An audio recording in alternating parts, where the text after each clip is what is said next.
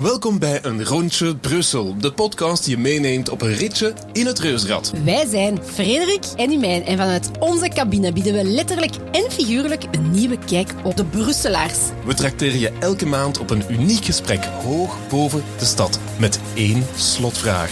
Draait Brussel door!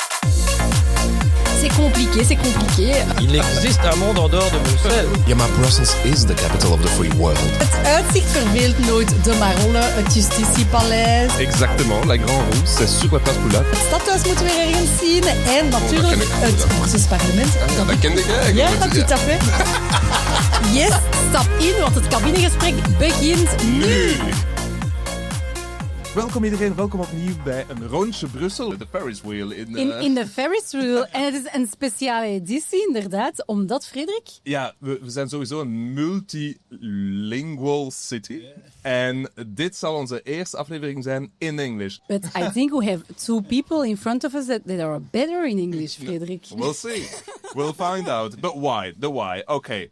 The reason is that we are organizing, together with the partners in front of us, a Brussels Climate Week. And it's the very first Brussels Climate Week. Very big event for Brussels, very important. On a regional level, we had climate weeks, we have a climate council, but on a local level, it doesn't exist. And even if we see on a geopolitical level that the ambitions in terms of climate and the action that we want to take, that a few countries take a step back, we have to say that it's very important that local authorities, regional authorities take actions, because everything starts with the basis, starts with what can we do on a local level with warm nets. But before we go into that, welcome. Thank you. That's a long introduction. Thank you. A very long introduction, sorry. But Simon and Tessa, welcome to the podcast, and please present yourselves. Firstly, thank you very much for having us. It's an honour to be with you and to have this opportunity to talk about Brussels Climate Week. So I am one of the co-founders of Motus, which is an events organisation, and where we've really kind of made our mark, I would say, is our Tech for Climate Action event series, our brand. And we've been running that for 5 years now, not only in Brussels, but internationally as well. And yeah, very, very excited to be launching Brussels Climate Week alongside the city of Brussels, and starting what we envisage to be an absolute major movement. And today is also the first day of your new collaborator, which is Tessa. Tessa, I think there are worse days starting your day in a Ferris wheel for a podcast. But thanks for joining the podcast as well. And who is Tessa? Well, indeed, how about jumping in the deep end on my first day and being in this wheel? Yeah, indeed, it's my first day. Very excited. I work as an independent for my own company, Ateka, and working on partnerships management and strategic communications on sustainability issues. Mm-hmm. And working for Brussels Climate Week seemed like the next logical and amazing step. Working on climate change issues has always been an extreme passion of mine, and I'm very, very happy to be here. You organize it, you said earlier, internationally. Where did you already organize a climate week? So Motus has been part of the DC Climate Week, which is Washington DC. Washington DC, not yes. the US.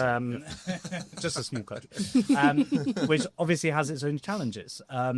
And so we've been part of the volunteer group of DC Climate Week for the last 2 years. That it runs at the end of April, and again, given the landscape that we faced in the US, we were really excited and pleased. Are you maybe suggesting the landscape where a certain president says that climate change is the biggest con job ever? Is that the landscape? Or I wouldn't testify to any quotes in the public domain, but I think it's more that it's certainly, as we've said, it's dropped down the agenda significantly. But there are a lot of people, even in that administration, that are still really doing some fantastic work around climate, and it's just being allowed those people to have the platform to continue their work. And as I'm sure we all hope, it will become at the forefront of the discussions again soon.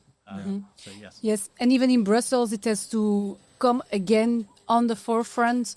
It's not always as easy when we talk about climate action, because we also have to see how can we as an authority see that everybody can jump into it. How is it? How do we think about a policy that is inclusive?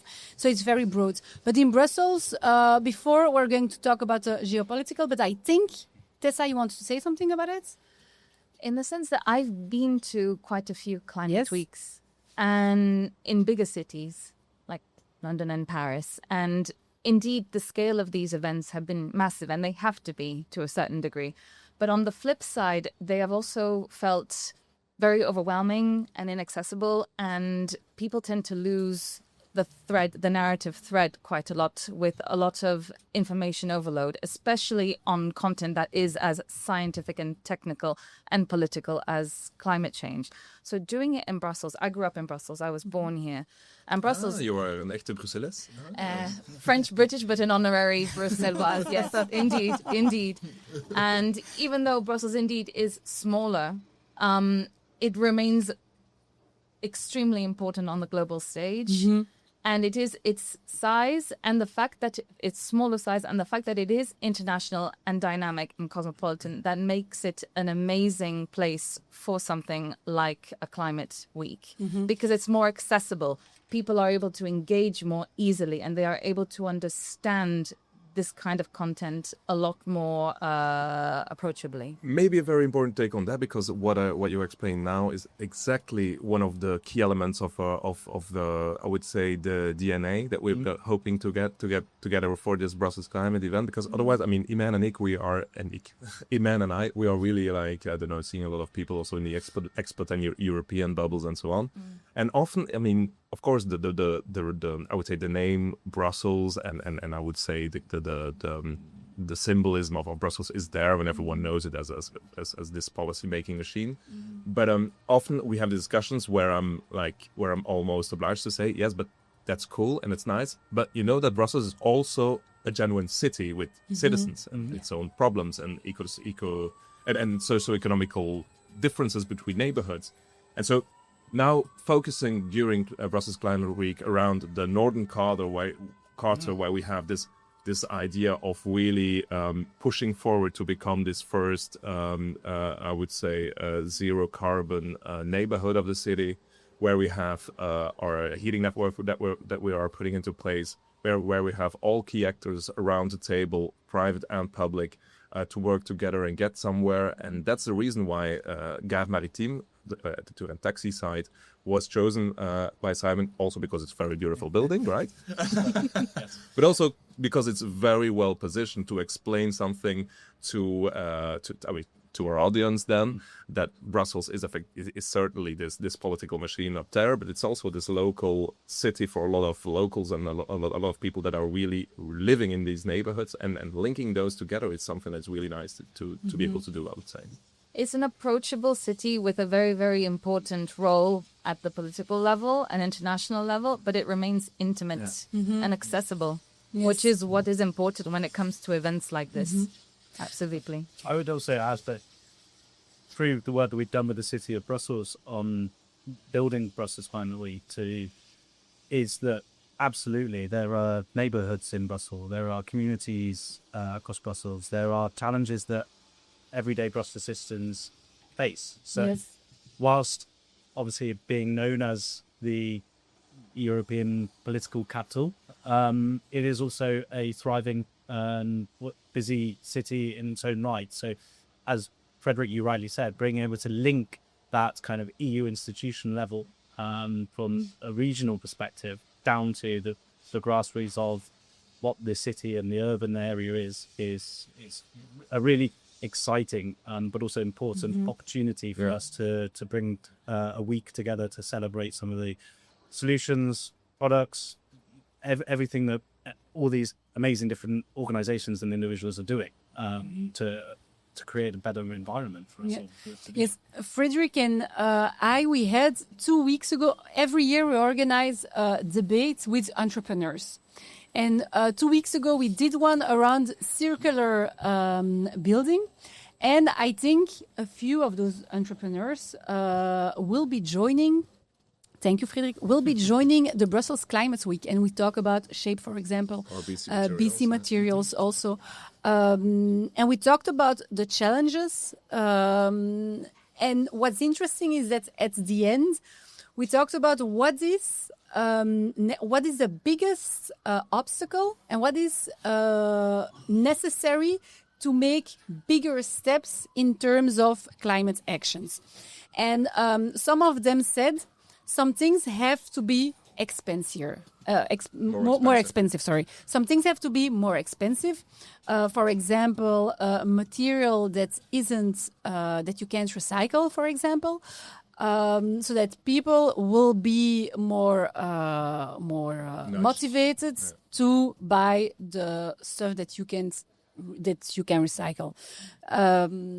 It's moving from this linear use of a material to a circular use, and so having multiple lives of a material. That's exactly that's what was proposed. Yeah. Is that also the ecos that you hear internationally? And that's my first question. And secondly, how do you see where are for the Brussels Climate Week the biggest challenges as entrepreneurs to organize it? And maybe also how to attract businesses, because Brussels has a lot of circular building material companies, and there is a lot of going on in the ecosystem of Brussels. But maybe just add to that, because otherwise, I mean, it's a long question already. It's a long question. But also add to that, also finding the businesses and other actors, I would say. Yes. I mean, it's an important question. I'll answer the second part first, maybe, in that I guess the challenges or what's the hardest part of building it, I guess, is obvious things, the funding aspect of it, building credibility, which is obviously exceedingly difficult when we haven't got something that physically exists yet. So we need enough partners, we need enough stakeholders who believe in our vision early on, they're early adopters, and they can see what we're trying to create here, and they can be a part of that movement. So I'd say that is the biggest challenge that we're kind of facing at the moment. In terms of the first part of the question, I would say absolutely there needs to be kind of this fair transition, and we can't just climate can't just be for people who can afford it, whether that's an EV, whether that's solar panels, whether that's storage, you name it. So there needs to be something for everyone as part of this kind of transition to zero emissions and so on, and we need to be making sure that everyone is part of the conversation, and that is exactly what we're trying to do with Brussels Climate Week, is to bring all the stakeholders together, to be able to work together and use their expertise, but also understand what some of the different challenges people are facing, so we can actually move the needle forward when it comes to implementing actionable climate-related products, technologies, frameworks, regulations, you name it. It does answer the question, but it's very difficult to have all those things. We have a long way to go, even if a few steps are made. But you know, the thing is, the shift is not like this. No, it's slowly but surely going to switch, and we are busy doing that. And Brussels is a very, I mean, in a certain way, also a leader in that way, because we have, difficult and very complicated legislations, but we have a certain amount of I would say the political framework where circular building ideas and I would say testings, pilot projects can take place. So I think that this is very slowly, obviously, but that it becomes we are going this far that we can't come back at a certain point. So I would say even with some backdrops, it's still not the end of the road. I think there's also a couple of points that interplay. Firstly, in terms of jumping off of what Simon was saying about communicating the vision clearly, I see both in public and private sector and civil society in general, everyone talks about climate change, but everyone uses different lingo and different languages. So we're working on the same thing in parallel, but there's no bridge and nobody is working together. Business lingo is not policy lingo, and it's not civil society lingo. This is where events like Brussels Climate Week come in. So that's number one, communicating the vision clearly, and also communicating interchangeably between different parties. That's number one. And number two is about not only talking about ideas and brainstorming and solutions and what is happening now when it comes to climate change, but also looking forward. What is the long-term impact? What is the long-term value? What is, if you're looking from a policy perspective or from a private sector perspective, what is my long-term impact when it comes to investment? If we're talking about funding, what is the long-term impact and added value in terms of highlighting small, medium enterprises and businesses? Going forward with that, first and foremostly, is where we need to work on, first and foremostly, because we talk over and over again about actual facts. Yes, okay, we've got global warming, yes, we've got rising sea levels, etc., etc. It's a non-stop repetition. We need to go more forward than that. It's about what happens after events like this. Taking action collectively. Connectively, but with a common language and with a common forward-thinking vision. And maybe we should also, as an authority or as authorities, communicate much better what the impact is of having or of not having an ambitious climate policy, because I had a debate at YM. I moderated a debate with different panelists after the COP.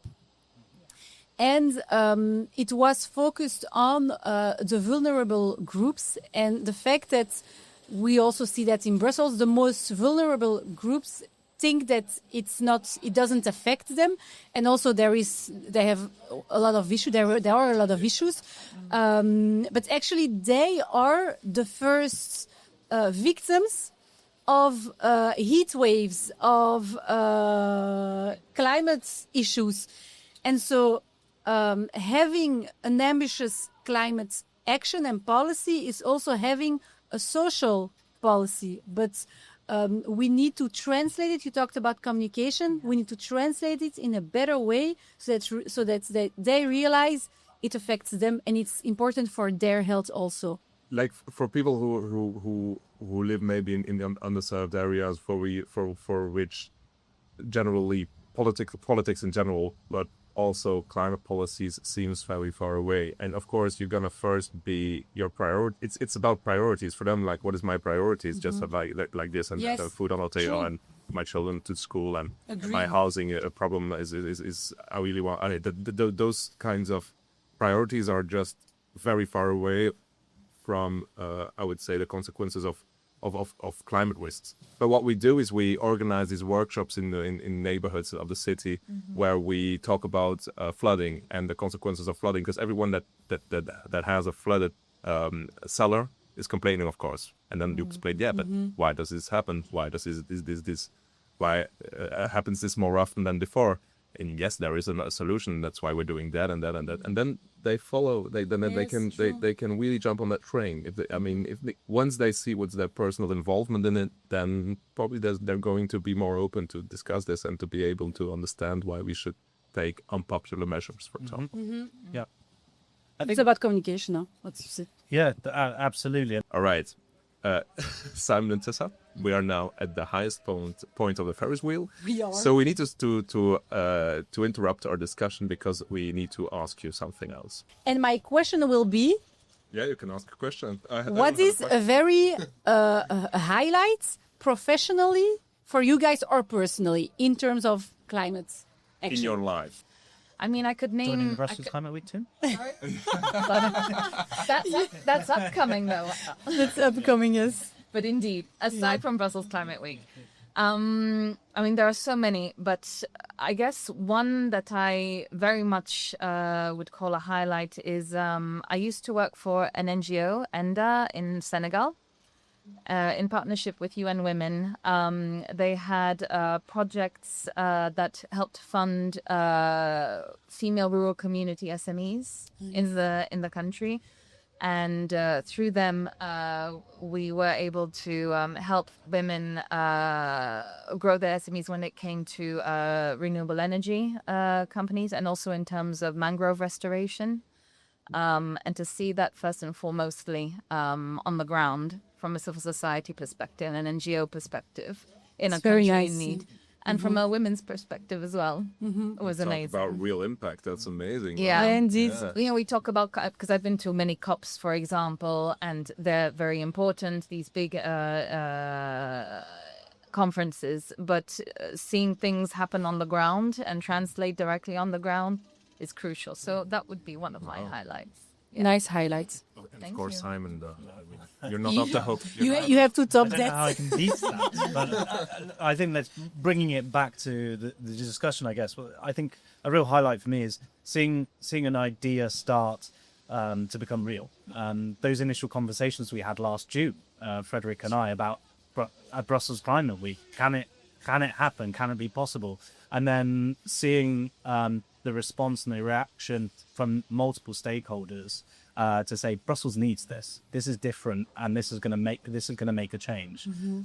For me, that's a huge highlight, and maybe selfishly, I want that highlight to be squashed by something bigger in October, because it will be when the idea becomes a reality, and then we can keep growing it. Yes, nice. And it's all those Nice one. yes, and it's all those things that drive the movement and drive the change. So it's I mean, already when it's just my first day, but already seeing the conversations revolving around the preparation around Brussels Climate Week, and seeing the excitement and the drive from different industry and sectors and people involved is really, really, really amazing. And we talk about climate having, taken a back stand on issues. The fact that I see so much keenness and excitement really, really gives me hope for the success of this event in October, but not only in terms of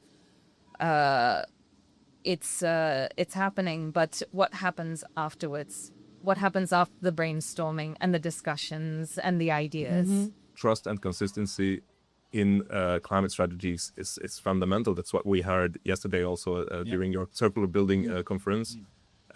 That's what the companies are asking. They really want to have like a framework, a strategy where they can play along, where they can plan in advance and go forward. So Absolutely, and I think that's going back to what Tessa was saying before, is we need alignment from all relevant, whether it's industry, whether it's government, whether it's civil society. We need to have alignment that we can make an impact, and we don't kind of break those promises, and make sure that kind of there are strategies in place to make sure that if we agreed or commit to do something, then that it is absolutely going to be fully executed. And Brussels Climate Week is the crucial platform for that to happen. It is. we wanted to put the debate a bit into the broader perspective, European and internationally, because we wanted to bounce back a little bit, not only but maybe to use it maybe as a swing, the DC Climate Week, where you are at. The difference there is that you're working in, I would say, a different context where you still have a lot of believers and companies that are on the right track, but where the I would say policymakers are not always following that direction anymore. What kind of climate week mean for those kinds of situations? Probably temporarily, we'll see. Where the I would say the soutien, the support of the public domain is lacking or falling a bit behind. What did you feel when you were there discussing with every actor? If I was an attendee, I'm sure I'd be able to answer it a lot better. But from what I saw and what I experienced in terms of how people engaged with each other, I think the biggest thing was the diversity of people who attended. I think everyone's got a climate story. whether it's a positive one or a negative one. So I think that was really interesting to see. I find it a nice quote for our podcast. Everyone has a climate story. It's true. If you search a bit, even if you think it's a ver van mijn bedshow or something. No, just to jump off it, what Simon just said as well. Indeed, everyone has a climate story, but not everyone has the chance to communicate it or to tell it in as much visibility as the big people. For lack of a better language, you have big industry, you have big politicians, big government. That's important. But what is crucial is what happens on the ground when it comes to small businesses, civil society, vulnerable communities. And indeed, they are invited to attend these bigger events like COP, but they aren't in the bigger rooms where negotiations happen directly, or not at the level that they should be, which is where events like Brussels Climate Week come into play. More visibility. It's not just about telling, it's about how it's told on a much bigger scale. Everything is important. Everything is crucial. Every story is crucial. Just because you're big doesn't mean you have to take up the space. The thing is, I think creating those kinds of events is also showing to secondary actors, secondary partners like insurance or maybe policymakers that who are maybe just start believing, or others, that it's not only one element that take a step in advance. No, it's like try to pull everyone with you in some way. Though. It sets the blueprint. It sets the work plan or the workflow on how different actors can work together and jump off of that. That's true. And what we really want Brussels Climate Week to do is we want to turn words into action. So we find that there's often a lot of talk, but actually what action is taking place, and that's where we think like organizations that you mentioned, Shape, PC Materials and so on, we want them to be a part of Brussels Climate Week and showcase what they do from the products and services, the solutions that they have. So people can actually physically see climate solutions in play and see how it can potentially be affecting them, or how it could be a solution to help them in some of their issues. Is Brussels still spinning? Is Brussels still spinning? Very, very much so. Since childhood, this city has always been close to my heart, in terms, as I said before, in terms of how international it is, how intimate it is, how active and vibrant it is. One of my favorite places in Brussels is going to the Forêt de Soignes, the Saunian forest, for a walk. For anyone listening and you are in Brussels, please go. It is one of the most beautiful examples of how urban and green spaces coexist together. There's a lot of not only potential, but already a lot still going on and continues to go on in this city. And as I said before, Brussels is small, but that's what makes it unique. Everything is hyper magnified. Everything has more action, more activity, more drive, and the social scene here as well, in terms of how international and how diverse it is. You have people from everywhere here, and everyone mingles and exchanges together. No one is in cliques or separate. It's amazing. So yes, indeed, Brussels is still spinning. It's a very beautiful voice about Brussels. We should register that. We will register it. I would only say, I think, yes, Brussels is still spinning. Maybe not always in a perfectly straight line, but Brussels has energy. Brussels has the influence, and Brussels has a unique role to play across Europe, from a regional perspective all the way down to a local perspective. So absolutely, and if it spins in the right direction, Brussels will make a huge impact. Thank you very much, Simon and Tessa. I think we didn't say yet when the Brussels Climate Week will take place. It's in October, the 16th. 12 to 16. Ooh, the 12th until the 16th. Guys, note it somewhere. And check it out at www.brusselsclimateweek.com. Voila, thank you. Thank you for being here, Tessa and Simon. And listener, see you next time. Ciao, ciao. Bye bye.